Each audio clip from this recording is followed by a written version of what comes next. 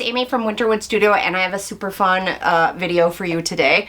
My family and I went to visit my parents, and my sister was there too, and we visited with them, so I've got some fun vacation footage for you today, and some of the stuff that we did there. And I also went to the used bookstore that's in their town, and I got, I think, like 5 or 6 used art books, and I thought we could do a little flip through of those and see what I got. We're gonna go through this footage like it's story time, and I'm gonna show you everything we did, and there's some pretty funny moments in there. And then we'll do an art book flip through. So grab yourself something cozy to drink if it's cold where you are, or something nice and refreshing if it's hot, and make yourself comfortable and come on in and let's have a story time and then an art book flip through.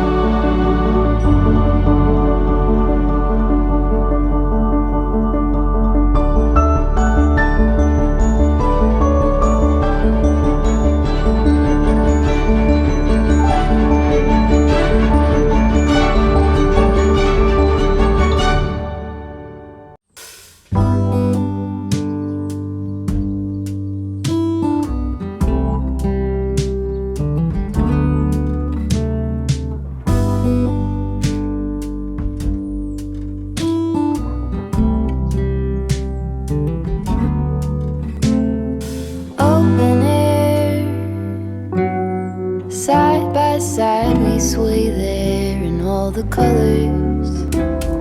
Summer love,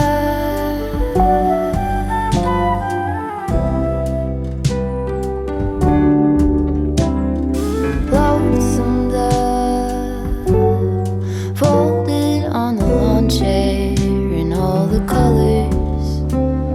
Summer love.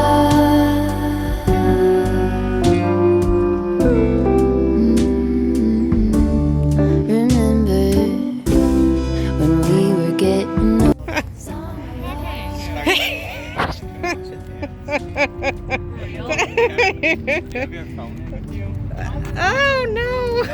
Don't do it!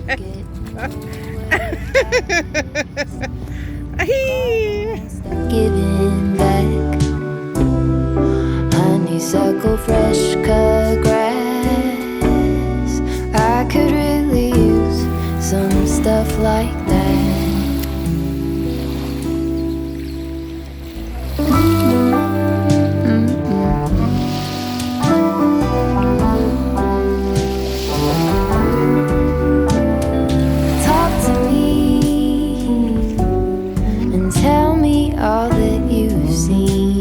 all the colors.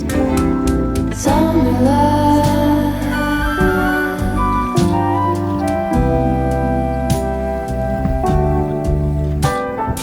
Memories washed in every shade of green and all the colors. Summer love.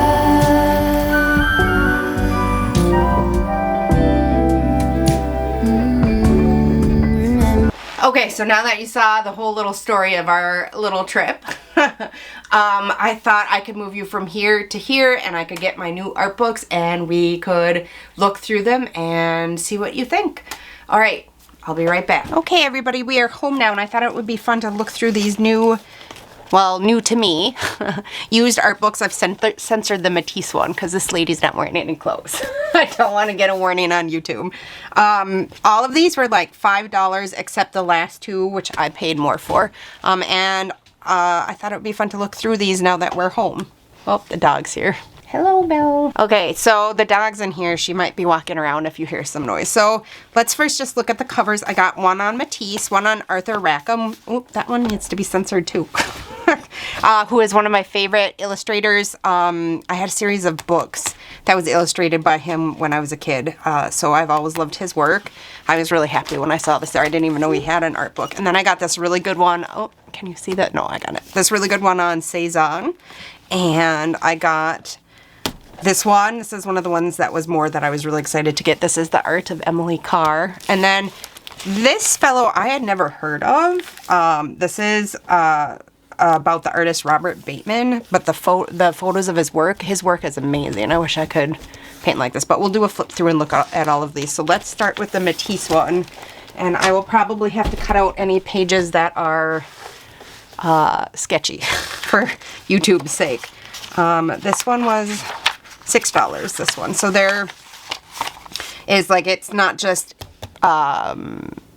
his artwork in this one. It's like, you know, the story of his life as well. And some of the artwork in this is black and white, which is kind of a bummer, but I still bought it because there are some color plates in here scattered throughout that I wanted to be able to see. So, whoops. A bunch of those pages there will have to be censored. We'll just cover that up so we can see the other colored one. And, you know, I could always look up some of these in color if I wanted to. But as you know, I've been trying to work less realistic and more towards finding a way to be expressionist and, I want my art to say more than just like being a photocopy of a photo or something, you know, which, I mean, that is I'm very realistic, so this has always been one of my favorite of his paintings, this one right here. The Red Chamber, La Chambre Rouge. I don't know if I'm saying that right. And also, like I said, I haven't been enjoying my process very much lately. Ooh, can I show anything on that page? What if I, let's see. What if I, okay, I'm censoring. I guess you can't really even see the paintings. I want my, okay, this book is, I'm having a hard time flipping through with all the, he did do a lot of nudes. All right, here's a page with no nudes that's in color. I mean, look at the brush strokes and stuff in this. And this one too, and the color choices that he made. I've always loved his work. And like these, when he was doing like the pointillism, less so, but more like this is what I really like. Okay, so he's sketchy. Let's flip to Cezanne, who may have a couple sketchy paintings in here. At least in YouTube's eyes, it's sketchy, not mine. But, you know, we have to work with the algorithm. So here is Paul Cezanne, pioneer of modernism. So here, again, we have, you know, the story of his life. But again, like, he's a little bit more realistic, but look at the brushwork in this. Let's see if I can lift it up so you can see some of the brushwork in there. I need to reinvent my style or find a way to enjoy my process more. I just get so caught up in the details, and I get so tight and tense, and I end up with my face about an inch from the canvas trying to just get everything perfect. I mean, look at the proportions of this lady. Clearly off. I mean, her arms look huge. Her head is too small. Her legs are way too long. But the painting is still beautiful. I just don't know why I have such trouble. I want to paint expressively, and then I feel like it has to look realistic. And if it isn't, then it's a failure as a painting. But look at this one. Look at that. Look at all the colors. It's gorgeous. I don't know.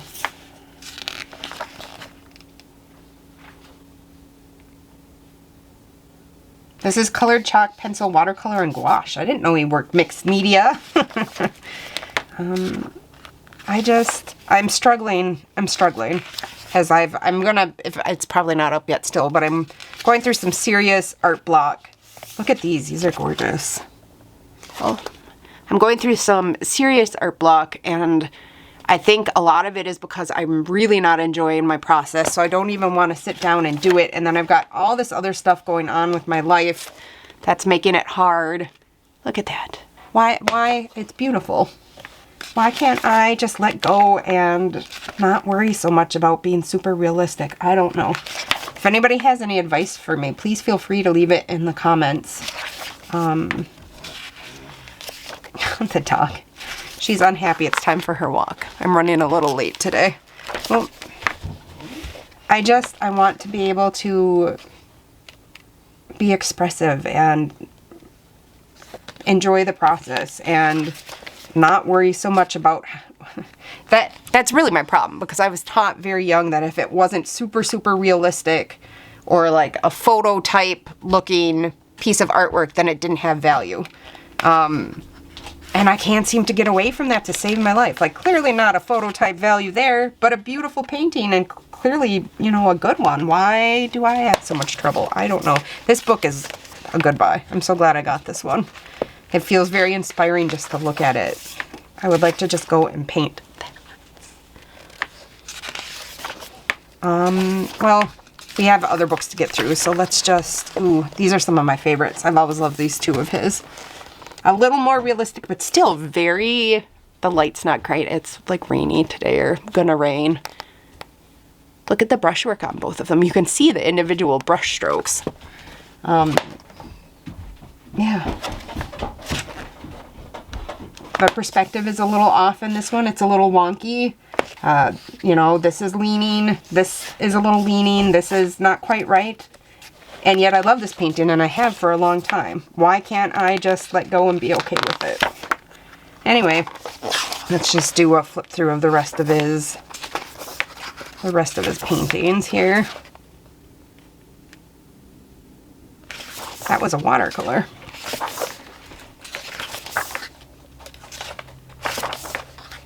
Just looser and looser as life goes on, as his life goes on. I think, was he the one who sort of lost his sight at the end? I can't remember. Doesn't look like it in these. These are getting enough, so I might get censored from YouTube. So we'll skip the bathers, as they called it. And we will move on to the Arthur Rackham book. And again, there's going to be, I think, some nudity in here that we'll have to skip.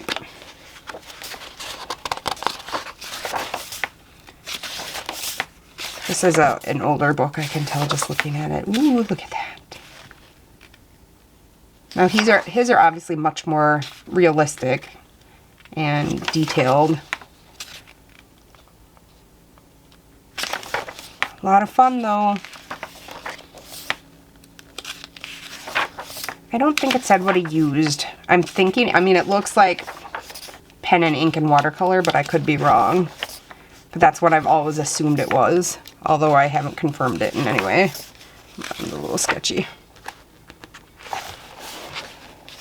He did a lot of children's illustrations. Boy, his mother goose is kind of scary. Actually, a lot of the older, like, kid stories were kind of scary. I don't know if you are aware of that, but, like, a lot of the old kids' fairy tales were scary. But that's a good one. I love that one. That's beautiful. This says, Little Brother and Little Sister and Other Tales by Brother Grimm was this one. And the quote for that says, what did she find there but real ripe strawberries? I'm really happy I got this one.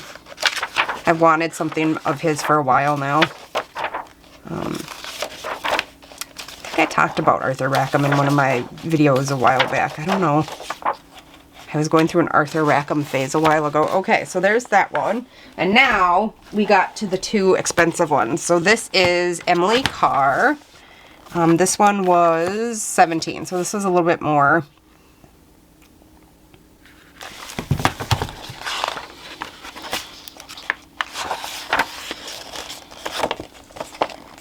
And they started this one with a quote from Walt Whitman, which I thought was really, really appropriate. A song of the rolling earth and of words according. Were you thinking that those were the words, those upright lines, those curves, angles, and dots? No, those are not the words. The substantial words are in the ground and the sea. They are in the air and they are in you. Walt Whitman. A song of the rolling earth. I mean, look at that. I love her paintings. Love. I wonder if I angle this light up. Does that help so you can see it a little bit better? Maybe. They're also glossy, so it makes it hard to film on a dark day like this. So we have, this book is from 1987. So older. We have, again, the story of her life. The original of this was 1979. Older than me.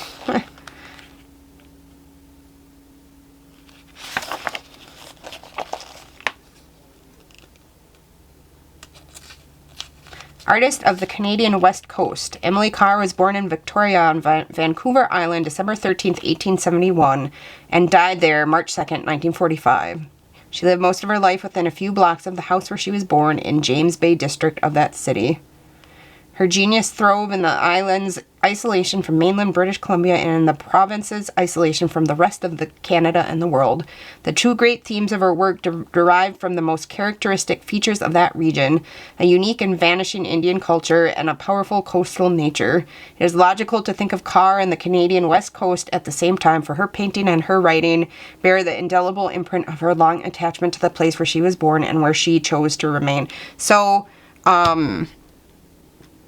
I used to go out to British Columbia and Vancouver a lot when I was a kid in the summers as a trip. And her art is, or it was back then, like 1994. It was everywhere out there. So I sort of equate her with that time period in my life. But her art is just, there she is as a young girl. So there's a lot of fun history and some of her, these are her earlier works. That's not really what she was known for. Ooh, that's pretty. That's a watercolor, it says. I'd like to explore some more watercolor landscapes this summer. That's something I'd like to do.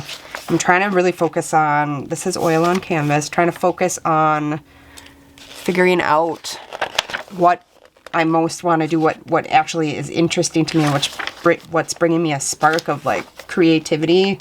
To try to figure out what I want to focus on this summer. I love these. This one is oil on canvas, watercolor, and oil on canvas. Beautiful.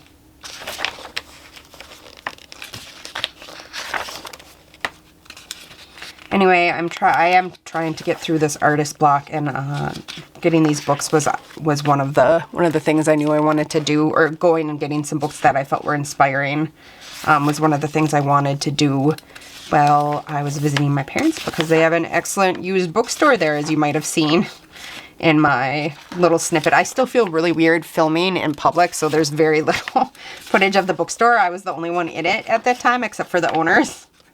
But I did film a little bit. So here we are. We're getting into some of her, like, this is the stuff that you, like, prints of this and stuff that you see out there a lot. This is, look at this. Look at the sky. Let's hold that up so you can see it. I love how she painted this guy. Look at those colors.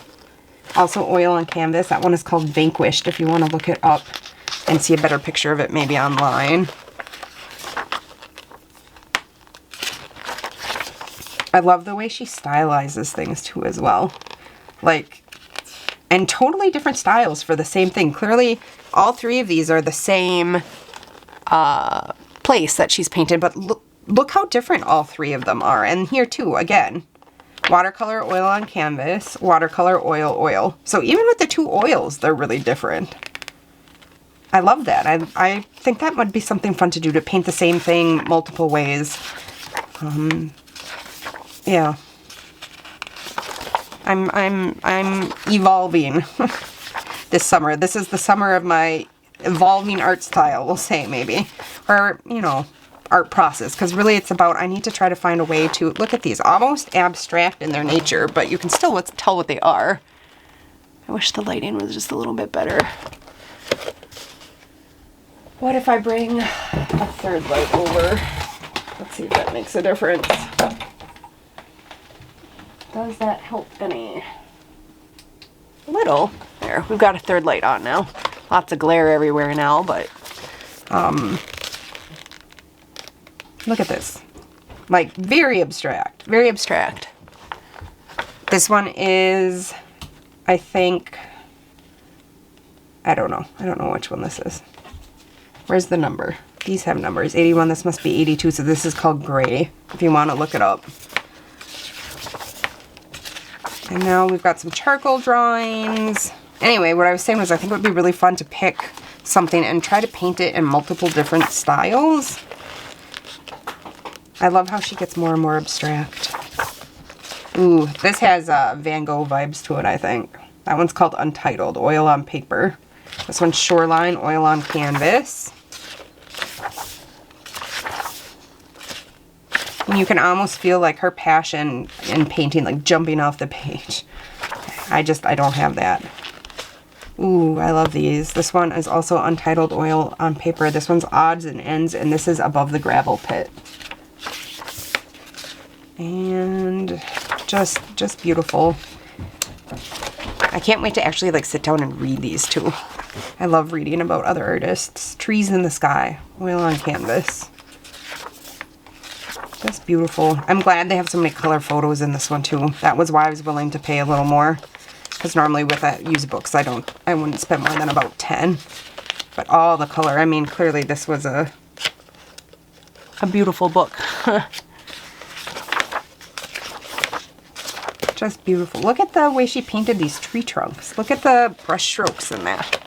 Look at, oh. You can visibly see, like, it's so abstract and yet you know it's trees. Ooh, look at that one. They're beautiful. Anyway, I'm definitely going to be doing some evolving. Look at these two. These are beautiful too. Look at the color palettes. These are different than our normal color palettes. I think you probably just heard one of my kids running down the steps behind me. They're home. It's summer vacation. This one's gorgeous. They're all gorgeous. Look at the way the pine trees sort of move and flow almost like waves. Abstract, and yet you know what it is right away. Very stylized.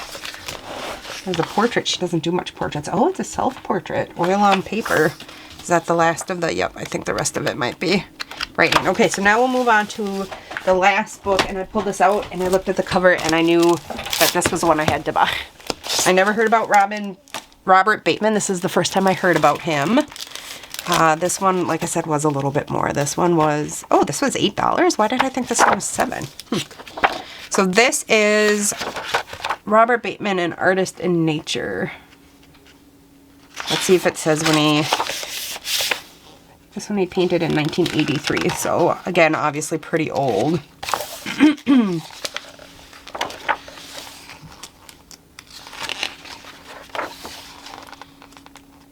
This book was published in 1995. Now, obviously, much more realistic than the last book we just looked at. That's beautiful. Because I do like the results of realistic work. I mean, look at the background though. This is very stylized. Like, it's mostly just misty gray with a few like lines here and there. That would maybe be something I could incorporate. Even these, you can see the visible brush strokes there too. The bird is painted with the most detail. Ooh, look at the bear. An artist in nature. I would assume that is him. I love how it has like some sketches and stuff too. He's an environmentalist. I had never heard of him. A teacher and activist. All right, let's find some color pictures of some of his work. Ooh, that's pretty.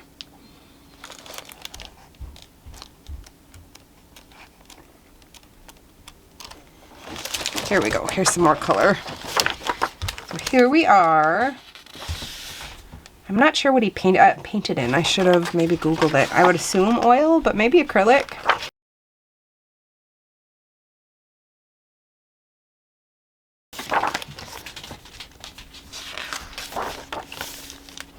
This one is more stylized and less realistic. I mean, you can again see the visible brush strokes in this. This one was in 1987.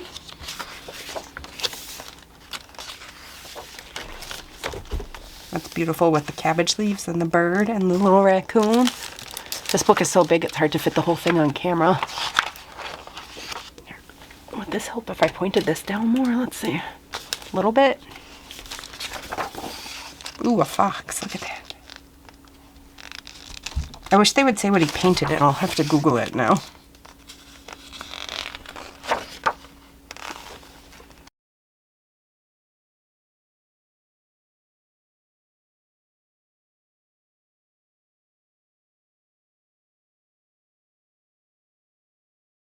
So again, these are just beautiful, more realistic. I don't know what I'm doing with myself because I feel like it would be awesome to paint stuff like this too. Although I'm not sure if I would enjoy the process, and that's really what it comes down to. I have not been enjoying my process. But maybe I need to work in oils and acrylics more. Maybe I would enjoy that more than watercolor, because watercolor is so exacting. It's very, you know, you can't screw up in watercolor because there's no painting over it, if you know what I mean. Just gorgeous. I definitely do think I want to focus more on oil and acrylic this summer.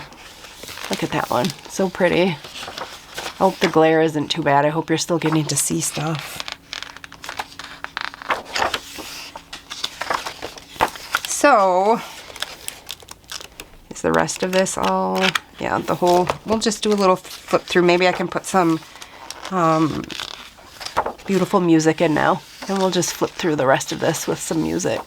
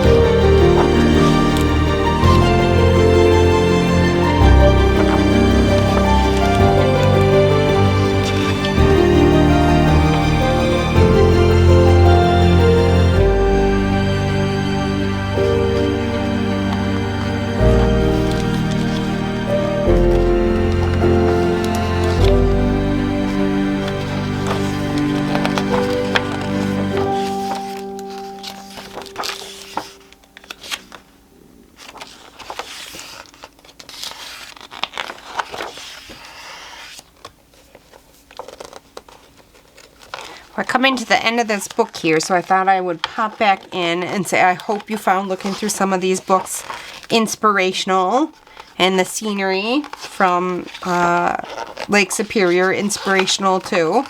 I feel like I want to paint. I feel like I want to paint with acrylics and oils, and that is good because it has been months since I felt like actually creating anything. Maybe it's because the kids are on summer vacation. Maybe it's because we're starting to get rested. I don't know. But I do at least feel that urge to create something coming back. So I hope you found this inspirational. I will put these away and move the camera and pop back in and talk to you for a little bit more before we wrap up this video. Okay, so I'm back. I just wanted to pop in and say my shoulder is finally starting to heal a little bit. I am dealing with a Crohn's flare. I think maybe it was just too much stress that I went through. So I'm dealing with that right now. It's been kind of touch and go. We're trying some new things and hopefully they work. I'm still dealing with some pretty severe art block. I'm hoping, I've been trying to paint loose, I've been trying to do plein air stuff, I've been trying to work in sketchbooks, I've been trying to switch up mediums, yeah, but I'm struggling. The art books I really like the art books. They do, some of them I feel like just looking at them I feel like, oh, I want to go paint. So I'm glad I got those. If it's not up already, there probably is a video coming soon of the steps I'm working through to try to get through this art block. If it is up already, I'll link it down below, but I think it's probably going to go up after this video. Yeah, it's been tough. It's been tough. I do have a plan that I'm working through. I do have another video up on art block already. I will link that one below. That's like my normal stuff that I do when I'm blocked. But this is way beyond that. It's the most serious that there may be a little bit of burnout mixed in. I'm definitely also not feeling well, so I'm really low energy and you know, full of inflammation from the Crohn's and everything. So, yeah, the normal stuff isn't working. So I've had to switch things up and make some different plans. So, the video that I did like 6 months ago or whatever will be linked down below, and I think in the next couple of weeks there will be one coming of the new stuff that I'm trying to do to get through it. But it was nice to get away for a little while, even if I wasn't feeling great. And I relaxed a little and it was good. So thank you for being here with me today. If you haven't hit like or subscribed yet or left a comment, I would love it if you did. That is a no-cost way for you to help support my channel. And also my Patreon info will be all linked down below if you want to check it out. And until next time, happy creating!